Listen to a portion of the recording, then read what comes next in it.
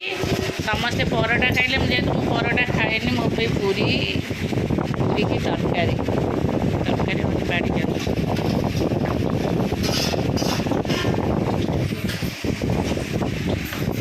बस्तु आज डालमा नाई 16 नुहे जनक हाथर टेस्ट अलग खाइबा पूरीटा कह एडे क्रिस्पी हो से अटा गुड़ाटी ये बड़े आई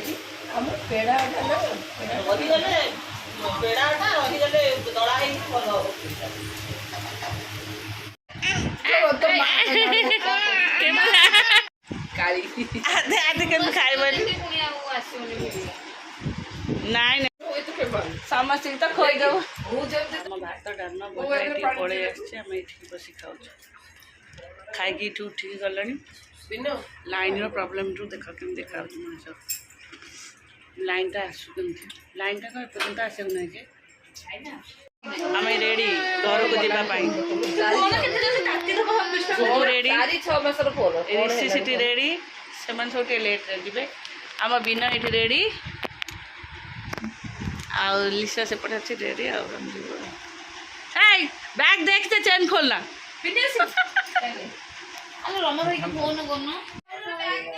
चलू विदाय बो चलू बापा बो बापा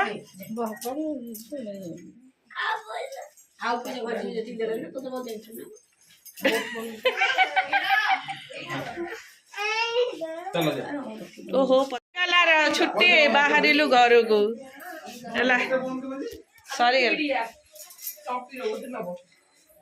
सरीगला समस्ते रेडी दिया माने मो चप्पलटा बाहर के दे गुगुर रिश्र पड़ेला कि मो मोबाइल पशु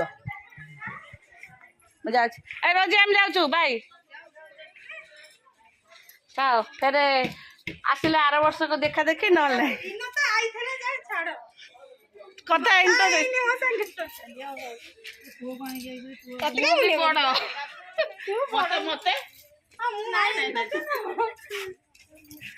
हौ रोजी था जाऊँ है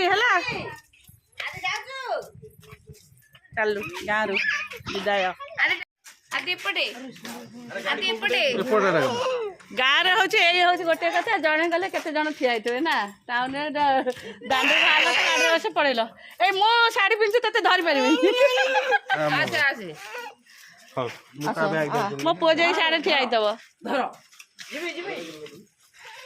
चलो बाय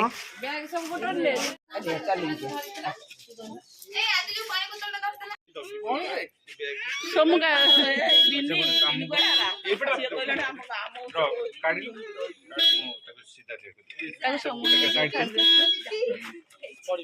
और आई जा आज घरे ये करबो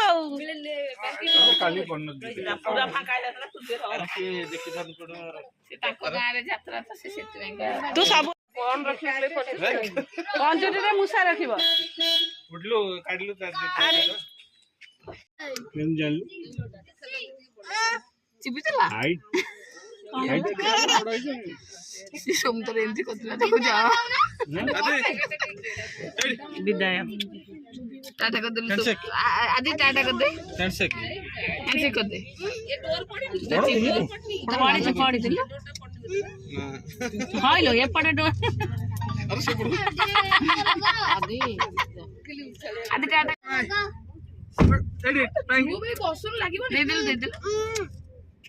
काछ दे नाही लिपुन भाई एठी हमें सब बाहर जावाई मो भाई मो बो चिड़ौची से मो भाई की पार्टी कर भाई तो किसी कहनी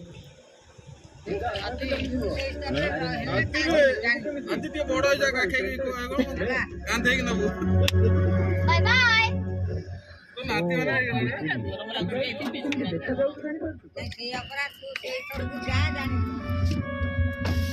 बो गोड़ काटी दे साड़ी के गोड़ रख तब सोड़ बो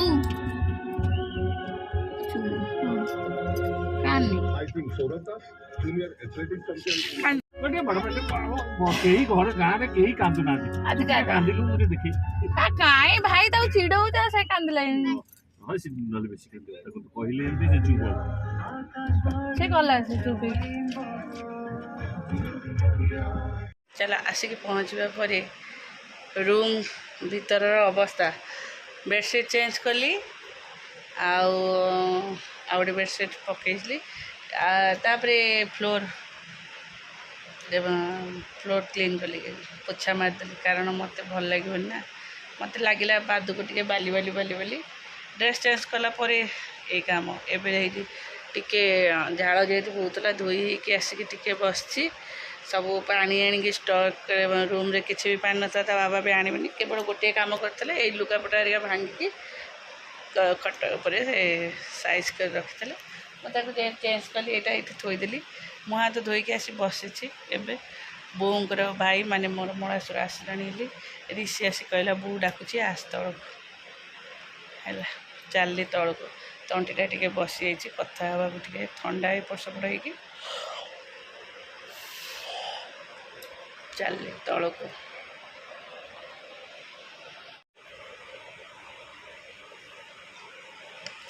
ଆଜି ହେଉଛି ରିସିର ବାର୍ଥଡେ, ହେଲା। ଆଉ ରାତି ଯାକ ବୋଉ ଜମା ବି ଶୋଇଲେନି, ତା ଦେହ ଖରାପ ହେଇଯାଇଛି। ଏବେ ସକାଳୁ ଶୋଇଛି, ତା ବାବା ବି ଶୋଇନଥିଲେ, ନା ମୁଁ ବି ଶୋଇନଥିଲି, ନା ସେ ବି।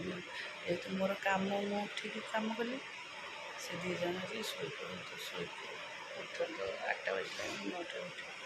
ଚାଲ ସେମାନେ ଉଠନ୍ତୁ, କଥା ବି। ଯାଉଛି ମୁଁ ପୂଜା କରିକି ଆସିଛି, ବହି ବୋଲି ଯାଉଛି ଟିକେ ବହି ବୋଲି ଦେଇକି ଆସିବି। କେତେ ଦିନ ହେଲା ବହି ବୋଲା ଷ୍ଟାର୍ଟ ହେଇନି, ଟିକେ ବହି ବୋଲି ଆଖି ପୁରା ଲାଗିଯାଇଛି।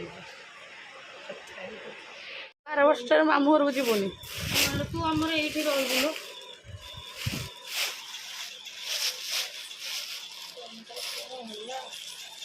ପେଟଟାକୁ ବିଗାଡ଼ିକି ସବୁବେଳେ ସବୁ ଜିନିଷ ପାଟିରେ।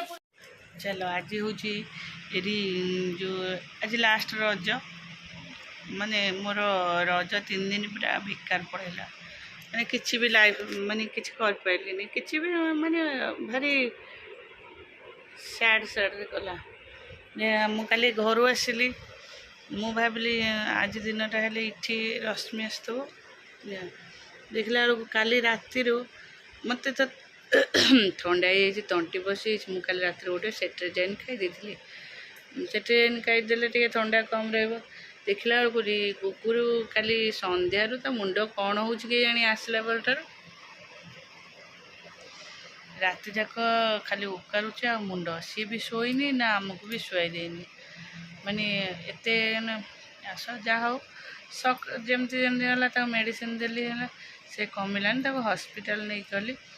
ସେ ମେଡ଼ିସିନର ପାୱାର ଥିବ ଯେ ମାନେ ମୁଣ୍ଡ ଟିକେ କମ୍ ରହୁଛି, ତାକୁ ମୋତେ ଲାଗୁଛି ଡକ୍ଟର ଦେଇଛନ୍ତି ଫୁଡ଼୍ ପଏଜନ୍ ମଧ୍ୟ ହେଇଯାଇଛି କ'ଣ, ଗରମ ଆଉ ଲାଇନ୍ ଏପଟ ସେପଟ ଲାଇନ୍ ରହୁନି ନା, ବର୍ଷା ପବନ ଡେଲି। ଆମେ ଘରକୁ ଯିବା ଦିନଠୁ ବର୍ଷା ପବନ କଣ୍ଟିନ୍ୟୁ, କେଉଁ ଦିନ ବେଲି ବର୍ଷା ପବନ, ଆଉ ବର୍ଷା ପବନ ସହିତ ଏତେ ଜୋର ଘଡ଼ଘଡ଼ି ମାରୁଛି, ମାନେ ବିଲିଭ୍ କରିହେବନି।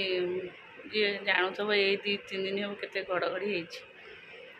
ଆଉ ଚାଲ ସେଠି ବି ମାମୁଁ ଘରେ, ଆଜ୍ଞା ଯିବ ସେ କାଲି। ସକାଳେ ତାକୁ ମୁଁ ହସ୍ପିଟାଲ ନେଇକି ଗଲି, ଆସିଲି, ଖାଇବା ନାହିଁ ଦିନ ଯାକ। ସେ କାଲି ସନ୍ଧ୍ୟାରୁ ବୋଧେ ଖାଇନି, ଖାଲି ଏତିକି ଟିକେ ଭାତ ସେ ଖାଇଲା, ଅଳ୍ପ ଏତିକି ଟିକେ ନା କହିଥିଲି, ଏତିକି ଖାଇଲା। ଯାହା ହଉ ଟିକେ ଖାଇଲି, ମାନେ ଟିକେ ଭଲ ଲାଗିଲା ବୋଲି ଦିଆକୁଦା କଲା। ସନ୍ଧ୍ୟାବେଳୁ ଆସିକି ପଡ଼ିଛି, ମେଡ଼ିସିନ୍ ଦେଇଛି। ଏବେ ତାକୁ ବାନ୍ତି ଔଷଧଟା ବି ଦେଇଛି, ଆଉ ଅଧଘଣ୍ଟା ହେଇଗଲେ ତାକୁ ଟିକେ ଖୋଇଦେଲେ। ଆଜି ହେଉଛି ରିସିର ବି ବାର୍ଥଡେ, କିନ୍ତୁ ମୁଁ ରିସି ବି କିଛି ବି ଆଜି କରିନି, ହେଲା। କିଛି ତା ପାଇଁ ଆଜି ଏଥରେ ମୁଁ କିଛି କରିନି। ତାର ପୂଜା ଅଛି, ଯେହେତୁ ଆଜି ଭୂଇଁ ନଅଣୀରେ ତାର ପୂଜା ହୁଏନି। ଆଉ 2 ଦିନ ଗଲେ ତାର ପୂଜାଟା ହେବ, ଆଉ 2-3 ଦିନ ଗଲେ ପୂଜାକୁ ହେବ। ସେଥିପାଇଁ ମୁଁ ଆଉ ତା ପାଇଁ ପୂଜାପୂଜି ମାନେ କିଛି କରିନି। ରୋଷେଇ ବି ସେ ତ ସେମିତି ପିଲା ନୁହେଁ ଖାଇବା ପାଇଁ। ଆଉ ବୋଉ କହିଛି ପନିର ଛୁଆ ହେଇଥିଲା, ବୋଉ କହିଲେ ପନିର କରିଦେବୁ। ବୋଉ ହେରିକା ଯାଇଛନ୍ତି ସବୁ, ଅଜାଙ୍କ ଦେହ ଭଲ ନାହିଁ, ଖୁଡ଼ିଙ୍କ ବାପା, ଆଉ ସେସବୁ ରିସିଭ୍ ତାଙ୍କ ସାଙ୍ଗେ ଯାଇଛି। ଆଉ କହିଲେ ପନିର କରିଦେବୁ। ପନିର କଲେ କିଛି ନାହିଁ, ପନିର ଅଛି ଅଳ୍ପ ଅଛି କିନ୍ତୁ ପନିର କଲେ ସେ ଫେର ଦାଦା ପନିର ଖାଆନ୍ତିନି, ଫେର ତାଙ୍କ ପାଇଁ କ'ଣ କରିବାକୁ ପଡ଼ିବ।